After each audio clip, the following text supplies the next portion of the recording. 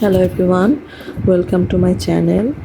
তো সবাই দেখতেই পাচ্ছেন যে চা নিয়ে বসে আছি এবং জায়নামাজে তো কিছুক্ষণ আগে এশার নামাজটা শেষ করলাম। তো আজকে এই শর্টটা মহিলাদের উদ্দেশ্যে বানাবো। বেসিক্যালি যারা মা, মহিলা ওরা রিলেট করতে পারবে। প্রথমে একটা কথা বলবো, সেটা হচ্ছে নিজের বাড়ি তৈরি করো। নিজের বাড়ি তৈরি করো, অ্যাটলিস্ট ট্রাই করো। আমার আসলে আমি অনেক শাই একজন মানুষ ছিলাম।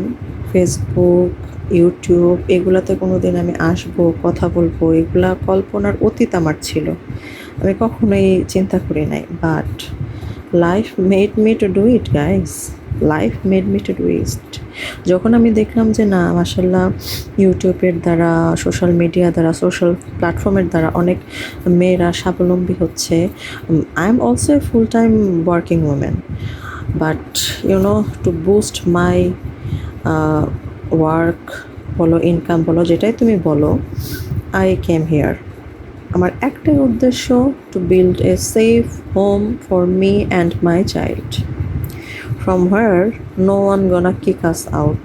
এটা বলতে পারবে না যে ঘর থেকে বের হয়ে যাও, কিছু হলেই ইনলসদের কাছে যাও, ঘর থেকে বের হয়ে যাও, তুমি বাবার বাড়ি আসো, ঘর থেকে বের হয়ে যাও। মানে আমাদের সাবকন্টিনেন্টের যারা মেয়েরা আছে, বাংলাদেশ, পাকিস্তান, ভারত, ওদের যখন ওরা জন্মগ্রহণ করে মেয়ে হিসেবে, একে তো অভিশাপ, যদিও আমাদের ইসলাম ধর্মে আমাদের মেয়েদের আশীর্বাদ হিসেবে ধরা হয়, বাট সবাই এটা মানে না ভাই, সবাই এটা মানে না।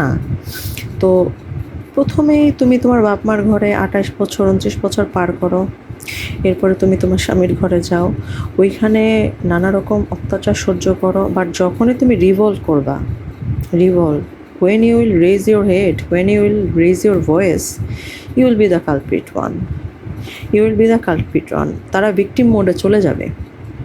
সো সেফ জোন হচ্ছে কি, try to work hard, try as much as possible to build a safe, secure home for you and your child. যদিও আমাদের বাংলাদেশের পরিপ্রেক্ষিতে এটা খুবই হাস্যকর শোনায়, বিকজ আমরা we spent our whole life to get a job, to get a house, to get a car, but যেটা পারে না, যেখানটায় অসম্ভব, সে অসম্ভব থেকেই তোমার আল্লাহ শুরু।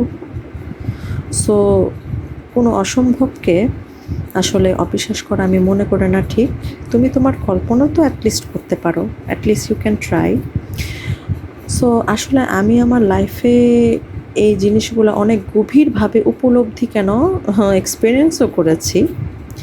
তো আমি মনে করি প্রত্যেকটা মেয়ের তার নিজের একটা নিজস্ব বাড়ি থাকা উচিত, সেটা ভাড়াই হোক, নিজস্ব হোক, নিজের একটা থাকা উচিত, যেখান থেকে কেউ থাকে, কিছু হলেই ঘর থেকে বের হয়ে যাও।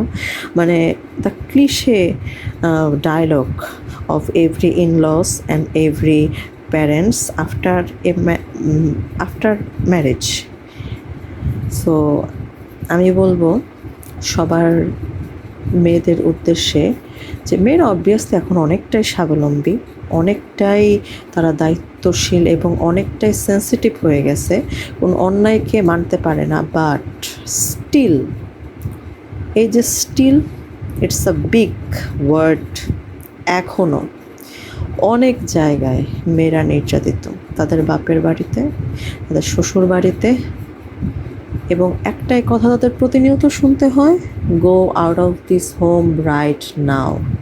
অ্যান্ড তুমি তোমার প্যারেন্টসদের বাসায় যাও, কিছু হবে, you go out of my house bitch, sorry I am using this word, but this is the truth. So আমার এখানে ইউটিউবে আসার প্ল্যাটফর্মের একটাই উদ্দেশ্য, যে আমি জানি না আমি এই ইউটিউবে আমি সাকসেসফুল হতে পারবো কি পারবো না, but I try the till of my death. আমি এরকমই চেষ্টা করি, ঠিক আছে? আই উইল ট্রাই ইনডিড, ইনশাল্লাহ। সো এভরিওয়ান বি ব্লেসড, সবাই ভালো থাকবেন, সুখে থাকবেন, বিশেষ করে মেয়েরা, যত কিছুই হোক না কেন, try to love, try to smile, try to content with what you have, because you are women, you are a fighter, you are a mother. তুমি যদি ভেঙে পড়ো, তোমার সন্তানও ভেঙে পড়বে।